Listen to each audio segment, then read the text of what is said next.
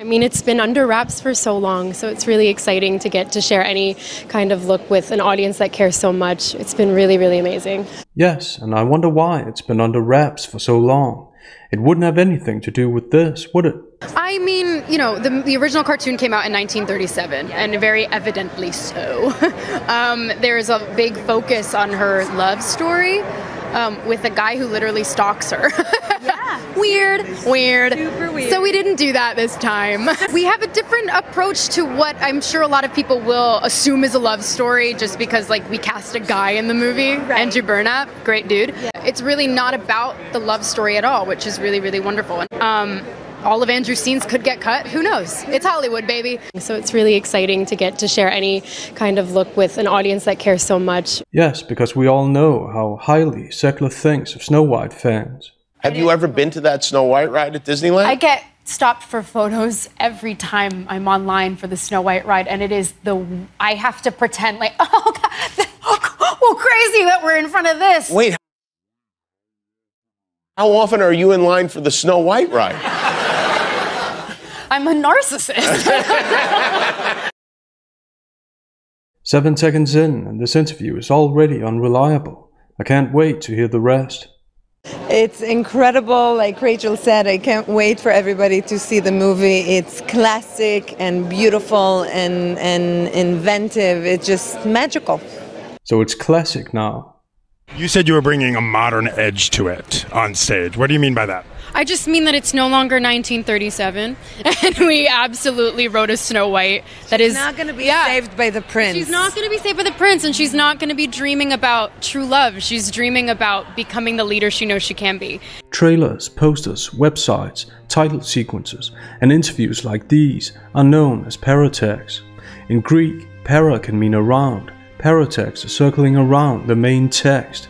The main text is the actual movie, documentary, song, or book. Thus, a paratext is the advertising that's associated with the main text, without being the main text. In that sense, the paratext about Snow White has changed. Now, Zegler and Gadot have been directed to sound like they cherish the classic and beautiful aspects of the fairy tale, while the terms Gadot mentions are superficial and don't say anything, particularly the word inventive. They create a much different discourse than the empowerment discourse in this interview. Like all discourses, this empowerment discourse is a result of decades of so-called social practice, the societal developments that have caused people to think of some discourses as good and others as bad. Apparently, we now live in a time when Hollywood tries to create a hegemony that it's bad and/or outdated when a man saves a woman. Hegemony can be understood as the winning discourse in any given zeitgeist. They tried to decide what people should consider to be modern, but failed. Since then, Bob Iger, CEO of Disney, has tried new ways of branding Snow White and new ways of branding Zegler as relatable and sympathetic, one more deceptive than the other. They had just announced me as Snow White. Yes. And it was so sweet because your sister was taking the picture and then told me that I looked like the cartoon. And it was really sweet. And I carry it with me. She's the best. But both of you are just like, just quintessential beautiful souls. Oh. And it's when watching a paratext such as this, we should always ask ourselves the most basic question. Why are we watching this? Because Zegler could have given this praise, which, by the way, sounds completely natural, when the cameras weren't rolling. We're watching this because it's an attempt to guide our perception of Bailey and Zegler as the one who so generously praises a colleague. Because that's what colleagues do. They call each other quintessential beautiful souls and mean it. Hey, you're just like a quintessential beautiful soul. Thank you, sir. So, as the quintessential beautiful soul you are, you don't mind working overtime again today, do you? I'm sorry, sir. I don't think I... Thank you. You should be home right before midnight. I'm going home now. It's been a rough day. See you tomorrow morning at 7 o'clock.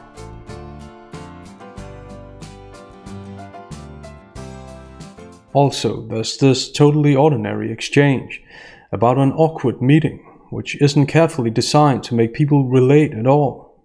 That every time I see you, it's like, oh, thank goodness, a familiar face. Because we saw each other at D23 too. Yes. And you and I both were like, oh, yes, somebody so I know. Nervous. Like, that's the exact feeling. You described it perfectly. Like, oh, thank goodness she's here. Like, yeah. I have a friend. This is going to be good. Like, I was like, Chloe, we have to go up to her. I love her. Snow White. Like, we have to say hi. Now that people have hopefully been convinced into thinking that this is all authentic and well-meaning, hopefully from Iger's perspective, the damage control can begin, even though it isn't actually damage control. I'll get back to that.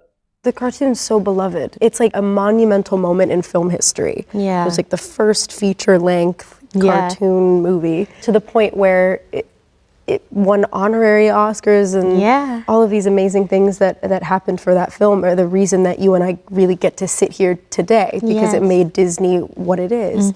A monumental moment in film history. First feature-length cartoon movie. It made Disney what it is today. The marketing department at Disney couldn't have stated this any better. Wait. By the way, what is Disney today? Never mind, let's let the intentionally vague, nice-sounding words speak for themselves. I mean, much like Hunger Games, there's just a very dedicated group of people who love Disney cartoons. I'm one of them. You know, I love everything that the Disney company has put out in the past we didn't do that this time. million years, 100 years this year. And so 100. Yes, because every actor loves every single production of the company they work for. This doesn't sound overcompensating at all. You know, choosing thankfulness and gratefulness is choosing peace. And yes, because nothing says gratefulness and thankfulness, synonyms by the way, like this. I have to pretend like, oh, God, well, crazy that we're in front of this. Wait. This is Zegler being grateful and thankful. What does it look like when she's not being grateful and thankful? This is only damage control on a surface level, because has Zegler actually learned anything from the criticism? No, and she can't hide her true self for very long. Next, Zegler tries to avoid any and all criticism for what she's actually said by appealing to her humanity of all things. As much as you'd like to remind people verbally that being in the spotlight doesn't absolve you of your humanity, that you're allowed to have human moments, it doesn't necessarily do what you want it to do, and it fuels them more. Yes, exactly. And so it appears she ended up reminding people, even though she didn't want to, of course. As much as you'd like to remind people verbally that the criticism hasn't been about whether or not she should be allowed to have human moments, whatever that means. Nothing, of course. She's moving the goalposts so as to avoid criticism for her specific statements. Statements that speak volumes about her real thoughts about Snow White and its fans. They are probably just having a really hard day. Yes. And I am putting out a movie. Amen. That's right. Yes, because anyone who dares criticize Zegler must just be having a bad day. How convenient. That's totally not a self-aggrandizing way to make a deceptive point. Because we're making things that make people connect with one another. Weird. And there are people out there who say things that make people want to not come together. That make people want to fight. And it's just not worth the time and energy. Exactly. Yeah. I wonder who these people who make people not want to come together could be. It's extremely dated when it comes to the ideas of women being in roles of power. Weird. The irony in saying that it's not worth the time and energy, while they're literally spending time and energy talking about it. So we just stay graceful and ignore the hate. Hello. Exactly that. Yes, because nothing says ignoring the hate like spending time and energy talking about it. Also, I like how they've upgraded criticism to hate. Anything to avoid pointing fingers at yourself, I guess. Yeah, as a diehard Disney fan myself, I feel like I see every release, an opening weekend. It's like getting to show it to your best friends in a way that you're just like, you won't believe what we did. And so it's been really, really amazing to get to hear their live reactions too. It's just such an instant gratification that what we made is cared about so much, and that's a really wonderful thing. So now the gratification is getting to see people who care so much about this new movie. That's a little different from this. Why were you crying? Oh my gosh, I saw the well, we didn't even see. We didn't even see, but I saw the logo and I went, that's my name. Snow White's up there, and I cried my eyes out. We didn't even see. wasn't the team effort of the movie itself that made Zegler cry. No, Zegler made Zegler cry.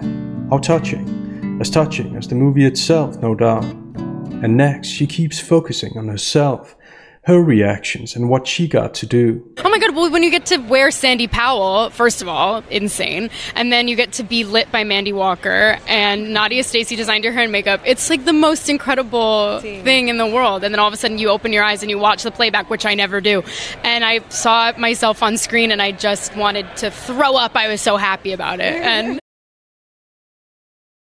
the fan reaction was insane. We didn't even see what they were clapping for. I think it was good. I don't know. Sizzle. We didn't see anything. Yeah. The only reason why she can even talk about a fan reaction is because of the powerful name and status of the source material. The source material that she can't stop disrespecting. That is, before her personality makeover, which, as we've seen, wasn't a makeover at all. Times haven't changed. Zegler and Gadot are the same as they've always been. It's merely the Paratex that's changed. I'm always grateful, and I have to pinch myself for the love and the appreciation and the respect that we get from our incredible audience. I have to pretend like, oh God. So yes, I'm very, very lucky, grateful, and privileged for all this love. It totally sounds like this new movie has a lot to offer in terms of interesting ideas, characters and plot lines, because it's not like this 1-minute interview is a repetition of the same superficial points, which makes it seem a lot longer. Wait, there's a deceptive aspect of Disney's marketing tactic that's important to note, an aspect that adds to the unreliable nature of Zegler and Gadot's statements. Allow me to introduce Zegler's boss, Bob Iger. What was clear to me is that if that adherence or the reverence that people had within the company for that heritage continued, it would get in the way of innovation. But there were a lot of folks in the company that were more on the reverential side than the respect side. And I had to really attack that. In some cases, it meant changing out personnel. In some cases, it meant taking some big, bold decisions that felt anti-brand to some people. He uses the euphemism changing when referring to how he fired people from the legacy team. But of course, he has self-protective reasons for not saying fired. He doesn't even use the personal pronoun I. It would get in the way of innovation. And what innovation it was. That is She's not going to be saved by the prince. She's not going to be saved by the prince, and she's not going to be dreaming about true love. She's dreaming about becoming the leader she knows she can be. It's really not about the love story at all, which is really, really wonderful. It seems that Iger isn't so in touch as he obviously likes to think he is. And then notice what he says. I felt that it was time for Marvel storytelling to much better reflect the world we were doing business in. I'm a big believer in that, whether you call it diversity or inclusion. But the bottom line is that doing so is good for commerce. Diversity and inclusion are good for commerce, he says. So to him, it's about money. This is important to keep in mind because this isn't the rhetoric that Zegler and Bailey had been instructed to persuade people with. They focused on the brave message simply because of who they are. Being an amazing Latina woman as Snow White, like, first of all, wow. And you are opening so many doors for your whole community as well. Like, how do you put little baby Rachel at ease with what you're doing in your career? Yeah. Like, how is it that you come to this role and make little Rachel proud? All the pictures are out there of little me in my Snow White gown. That's why it's gonna make me cry. No, stop, because you'll make me cry. No, don't start, please. No. I saw. Oh my God, I'm so annoying. I'm sorry. I'm the same way. It's fine. That little girl is still in you, and like she's so proud of you. Yeah, she wouldn't believe. Yeah, like truly. Like. And, yeah, I mean, and obviously for my community, it's a huge moment. I want it to be this revolving door and not just I opened one door and one person walked through. Yes. And I'm sure you feel the same way. It's you just want to do right by your community so badly. And I know that Snow White is a huge moment for them, as is the Hunger Games. Doing so is good for commerce. Firstly, we learn that the focus that Zegler and Bailey have on their popularized definition of diversity, which focuses on people's innate outer characteristics and not diversity of thought, is dictated by Iger. Secondly, because Iger's revealed that commerce, money, is what it's all about. This shows that all the cliches about opening doors for and representing certain communities are part of a calculating pathos appeal, a cunning way of trying to redeem Zegler by making her sound self-sacrificing and make the movie sound a lot deeper than it is, because Zegler and Gadot sure can't say anything deep about it. It's classic and beautiful and inventive. It's just magical. Any actor could talk about any movie as representing their community. That's why representing communities should never be the metric according to which we assess movies. When it is, it suggests that the movie doesn't have a lot to offer in terms of ideas and storylines. And in my humble opinion, the trailer looks as uninspired as Zegler and Gadot's new interview. All that glitters is not gold.